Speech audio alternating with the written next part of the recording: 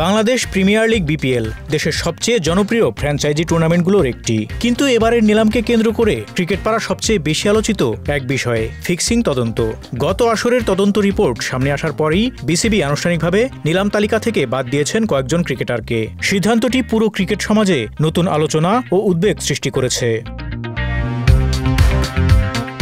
বিসিবির প্রকাশিত চূড়ান্ত তালিকা অনুযায়ী ফিক্সিংয়ের সঙ্গে সংশ্লিষ্টতার সন্দেহে বাদ পড়েছেন অন্তত ৭ জন ক্রিকেটার। তাদের মধ্যে আছেন ওপেনার এনামুল হক বিজয়, মোসাদ্দেক হোসেন সৈকত এবং পেস অলরাউন্ডার আলাউদ্দিন বাবু। পাশাপাশি বাদ পড়েছেন মিজানুর রহমান, নিহাদুজ্জামান, সানজামুল ইসলাম, আলামিন ও শফিউল ইসলাম। বিসিবির নীতিগত সুপারিশেই এসব নাম নিলামে রাখা হয়নি।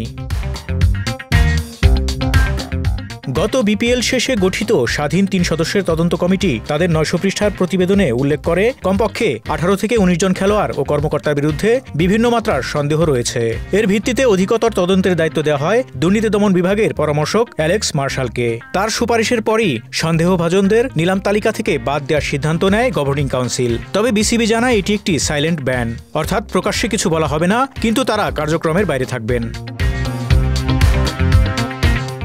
এই সিদ্ধান্তের পরপরই সামাজিক যোগাযোগ মাধ্যমে শুরু হয় ব্যাপক প্রতিক্রিয়া। কারণ প্রাথমিক খসড়া তালিকায় বাদ পড়া ক্রিকেটারদের নাম ছিল পরিষ্কারভাবে উল্লেখ। জাতীয় দলের অভিজ্ঞ ক্রিকেটার এনামুল হক বিজয় ও মোসাদ্দেক হোসেনের নাম আসায় শুরু হয় প্রশ্ন, তাদের কি মিথ্যা অভিযোগে টেনে আনা হয়েছে, নাকি তদন্তে এমন কিছু পাওয়া গেছে যা এখনও প্রকাশ করা হয়নি। বিতর্ক ও চাপ বাড়তে থাকলে নিলামের আগের দিন তালিকা সংশোধন করে বিসিবি।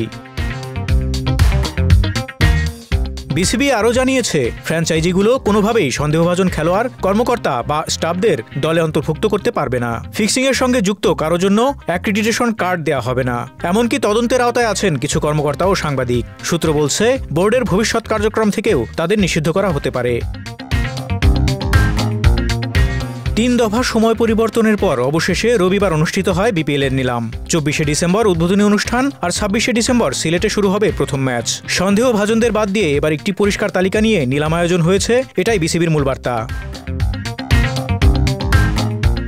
বাংলাদেশ ক্রিকেটে ফিক্সিং কোনো নতুন অধ্যায় নয়, বরং দীর্ঘদিনের একটি সতর্ক সংকেত যা বারবার আলোচনায় ফিরে আসে। বিসিবি এবার জিরো টলারেন্স নীতি নিয়ে কঠোর অবস্থান নিয়েছে। কিন্তু প্রশ্ন দাঁড়ায়, সাইলেন্ট ব্যান কি সত্যিই সমস্যার সমাধান? অভিযোগের তালিকা গোপন রাখা হলে কি ন্যায় বিচার নিশ্চিত হয়, নাকি এতে সৃষ্টি হয় আরও নতুন অস্পষ্টতা?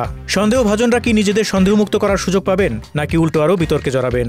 আর আমরা দর্শক, সমর্থক, ক্রিকেট প্রেমীরা ফিক্সিং মুক্ত একটি বিপিএল দেখার যে প্রত্যাশা করি, তা কি বাস্তবে কোনোদিন পূরণ হবে?